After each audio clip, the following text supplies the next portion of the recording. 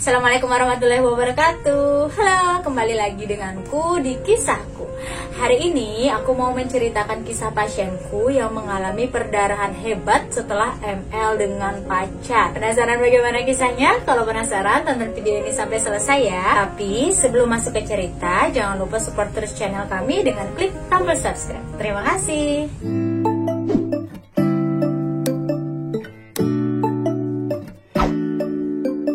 Kisah ini terjadi sudah lumayan lama saat aku masih seorang mahasiswi kebidanan. Saat itu aku praktek di sebuah rumah sakit umum daerah di kotaku.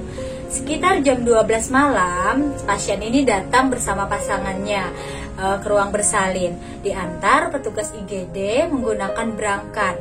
Jadi posisinya si cewek ini rebahan di atas brangkar, tampak kesakitan, sedang si cowok berjalan mendampingi. Si cowok ini mendekati kami, kemudian mengatakan kalau pacarnya ini keluar darah banyak dari vagina.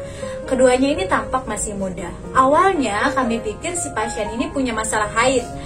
Setelah kami lakukan pemeriksaan, semua pemeriksaan normal dan bukan tanda-tanda haid. Memang terjadi perdarahan di vagina pasien. Perdarahannya itu aktif, bukan seperti haid yang kadang keluar, kadang tidak.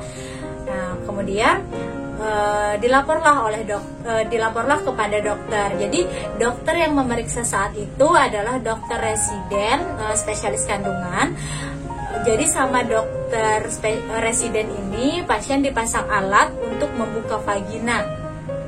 Dan ternyata setelah dibuka itu vagina, tampaklah luka sepanjang vagina hingga mulut rahim.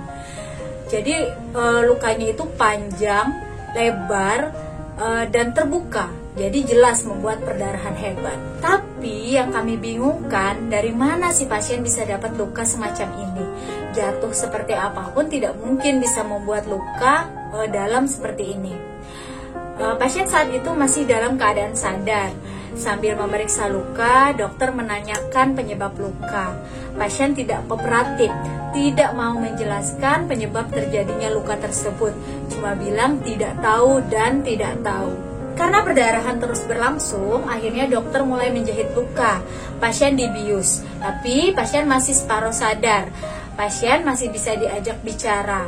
Sambil dijahit, pasien ditanya ulang oleh dokter. Pasien bisa menjawab, tapi bicaranya kayak orang mabuk. Jadi, dari hasil tanya jawab bak orang mabuk ini tadi, ditemukan jawaban penyebab luka tersebut. Pasien ini baru berumur 17 tahun, masih siswi SMA. Begitu pula pasangannya. Luka yang didapat oleh pasien ini disebabkan oleh tindik yang digunakan sang pacar di organ intimnya saat mereka berhubungan badan. Wow, kok mau ya? Terus si cowok kok tega? Nah, terus ditanya lagi nih sama dokter.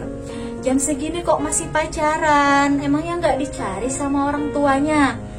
Terus si pasien bilang lagi, kalau orang tuanya itu sibuk, orang tuanya itu selalu pulang malam. Setelah pulang, orang tuanya langsung masuk kamar. Orang tuanya mungkin mikir anaknya ya tidur di kamar, nggak pernah ngecek anaknya ada di kamar atau enggak, karena memang sudah anak gadis. Jadi mungkin orang tuanya nggak enak untuk ngecek ke kamar. Jadi orang tuanya pulang malam, datang masuk kamar, udah mereka cuma rutin ketemu di pagi hari. Hanya itu orang tuanya bisa mencek keadaan anaknya, selebihnya tidak. Jadi anak-anak yang terbentuk menjadi seperti ini biasanya selalu ada andil orang tua di dalamnya, sadar ataupun tidak sadar. Terus tiba-tiba pas masih pengerjaan, tiba-tiba orang tua pasien ini datang. Jadi mereka ini memang pacaran dengan sepengetahuan orang tua. Jadi pas lihat ceweknya perdarahan dan dibawa ke rumah sakit, si cowok ini panik dan nelpon orang tua si cewek.